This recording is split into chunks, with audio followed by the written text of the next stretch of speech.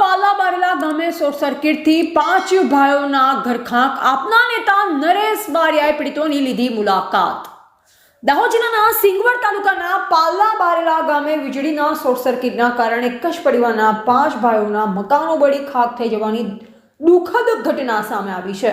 આ દુર્ઘટનામાં ઘરવકરીનો સામાન, સોના ચાંદીના દાગીના, બકરા અને ઢોર સહિતની તમામ વસ્તુ બળી જતા 5 પરિવારો બેઘર બન્યા અને તેમની હાલત અત્યંત દયનીય બની ગઈ છે। આ અંગેની જાણ થતાં જ આમ આદમી પાર્ટીની ટીમ સાથે ગુજરાત પ્રદેશ સંગઠન મંત્રી નરેશભાઈ બારિયાએ તાત્કાલિક અસરથી પીડિત પરિવારોની મુલાકાત લીધી। તેમણે પરિવારોને આશ્વાસન આપી સાંત્વના પાઠવી હતી। આમ દ્વારા રાશનની મદદ અને ભાજપ પ્રહાર મુલાકાત દરમિયાન આપના સંગઠન મંત્રી નરેશભાઈ બારિયાએ પીડિત પરિવારોને ચોખા અને દાળ સહિતના રસોડાની ઘરવકરીનો સામાન પૂરો પાડ્યો। આ તકે નરેશભાઈ બારિયાએ ભાજપ અને સ્થાનિક સાંસદ પર આકરા પ્રહાર કર્યા। તેમણે જણાવ્યું કે પોતાના તાલુકા અને મત વિસ્તારમાં આટલો મોટો બનાવ બન્યો હોવા છતાં સ્થાનિક સાંસદે હજુ સુધી પીડિતોની મુલાકાત લેવાની તસ્દી લીધી નથી। રૂપિયા 15 લાખના સહાયની માંગ આપના નેતા નરેશભાઈ બારિયાએ સરકાર સમક્ષ ભારપૂર્વક માંગ કરી કે અસરગ્રસ્ત 5 પરિવારોને તાત્કાલિક રૂપિયા 15 લાખ સુધીની સરકારી સહાય ચૂકવવામાં આવે, જેથી તેઓ ફરીથી પોતાનું જીવન શરૂ કરી શકે। પીડિત પરિવારની મુલાકાત લેવા ગયેલી મીડિયા ટીમ સમક્ષ વાત કરતા અસરગ્રસ્તો પોતાની વેદના વ્યક્ત કરતા રડી પડ્યા હતા। તેમની દયનીય હાલત જોઈ ગ્રામ લોકોમાં પણ કરુણાની લાગણી છવાઈ ગઈ। બારેલા ગ્રામ પંચાયતના સરપંચે પણ આ દુર્ઘટના અંગે દુઃખ વ્યક્ત કરી સરકાર વહેલી તકે પીડિત પરિવારોને યોગ્ય સહાય પૂરી પાડે તેવી માંગણી કરી હતી। એવા ભૂપેન્દ્રસિંહ બારિયા સાથે વિજય ચરપોટ, ભારતીય સ્મિતા, દાહોદ। ગ્રુપ ગ્રામ પંચાયત બારેલાના સરપંચ તરીકે દાનાભાઈ મુલાભાઈ હું છું અને અમારા ગામમાં એવી દુઃખદ ઘટના બની છે કે 5 પરિવારના ઘર હતા અને 5 ભાઈઓ ભેગા રહેતા હતા। એમનામાં આ આગ લાગવાથી, શોર્ટ સર્કિટ થવાથી એમના મકાન બળી ગયેલ છે। તેમાં રાજકારણમાં શૈલેષ સાહેબ આવ્યા હતા, પછી નારસિંહભાઈ આવ્યા હતા, દિનેશભાઈ આવ્યા હતા અને તમામ અમને મુલાકાત માટે આવ્યા હતા। અને અમારી એવી માંગ છે કે 5 પરિવારને સરકાર તરફથી, કોઈ પાર્ટી તરફથી એમનું રોટેશન થાય એવી અપેક્ષા રાખીએ છીએ।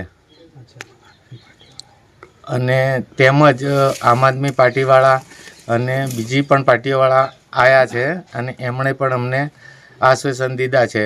છતાંય અમે સરકાર પાસે એવી અપેક્ષા રાખીએ છીએ કે 5 પરિવારને વેળાસર કોઈ મકાનની સગવડ થઈ જાય, રહેવાની સગવડ થઈ જાય અને જમવા, રહેવાની, ખાવા પીવાની સગવડ થઈ જાય એવી અપેક્ષા અમે સરકાર પાસે રાખીએ છીએ। હા, બોલો। મારું નામ છે પટેલ રમીલાબેન। જોરથી બોલજો। મારું કશું જ રહ્યું નથી। મારા 4 છોકરા છે। પહેરેલા કપડાં મેં બહાર નીકળી ગયો છે। નથી દોણો કે નથી પાહણ કુહણ કશું જ। પહેરેલા કપડાં એટલા જ અમારી કાન આવેલા છે। રકમ, દાગીનો, રૂપિયો બધું જ બળી ગયું છે। મારું નામ પટેલ પ્રતાપભાઈ વજાભાઈ છે અને અમારો 5 ભાઈનો પરિવાર છે। તો અમારું આ શોર્ટ સર્કિટ થવાથી ઘર બળી ગયું છે અને 5 ભાઈનું પરિવારનું રહેવાનું, ખાવા પીવાનું કોઈ પણ વસ્તુ રહેલ નથી। એટલે સરકાર તરીકે અમે એવી માંગ કરીએ છીએ કે અમારા પૂરેપૂરું આ પૂરવઠા, અમારું રહેવાનું, ખાવાની આ સગવડતા કરી આપે અમે આશા કરીએ છીએ। આ શોર્ટ સર્કિટ કેટલા વાગે બન્યો હતો? રાતના લગભગ 12:30 વાગ્યાની આસપાસ। ઓકે। મારું નામ પટેલ અસુનાબેન રંગીત। મારે બધું કોઈ વસ્તુ બાકી રહી નથી। ઘરના કે દાગીના બધું બળી ગયું છે। કોઈ દાણા કે કોઈ વસ્તુ, વાસણ બધું બળી ગયું। કોઈ ખાવા પીવાની વસ્તુ રહી નથી। કપડાં પહેરેલા બહાર નીકળ્યા।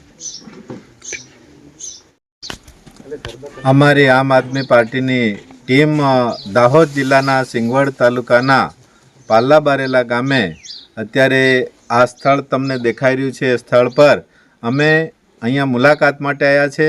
અને અમારી ટીમ અહીંયા જ્યારે પહોંચી છે ત્યારે લગભગ 5 ઘરને ખૂબ નુકસાન થયું છે। એમાં પટેલ મોહનભાઈ વજાભાઈ, પટેલ પ્રતાપભાઈ, દલપતભાઈ, વીરસિંહભાઈ, રંગીતભાઈ, આ 5 કુટુંબને ઘણું બધું નુકસાન છે। અહીંયા પરમ દિવસે ઘરમાં શોર્ટ સર્કિટના કારણે, લાઇટના શોર્ટ સર્કિટના કારણે રાત્રે ખૂબ આગ લાગવાના કારણે બાળકો છે, બૈરા છે અને માણસો છે, તમામ સ્ત્રી પુરુષોએ પોતાનો જીવ બચાવવા રાત્રે ઉઠીને નીકળી તો ગયા, એટલે એમને નુકસાન નથી થયું, પણ પૂરા ઘરમાં જેટલું પણ સોના ચાંદી હોય, રૂપિયો હોય, અનાજ હોય, ઘર વખરીનું તમામ સાધન, કોઈ પણ અત્યારે ગોદડા સાદરા વગર બહાર એ લોકો દોડીને નીકળી ગયા અને ઘરને બુઝાવી પણ જોયું, પણ એ બુઝાયું નહીં. અત્યારે તમને દેખાય છે કે ઘર આખું બળી ગયું છે.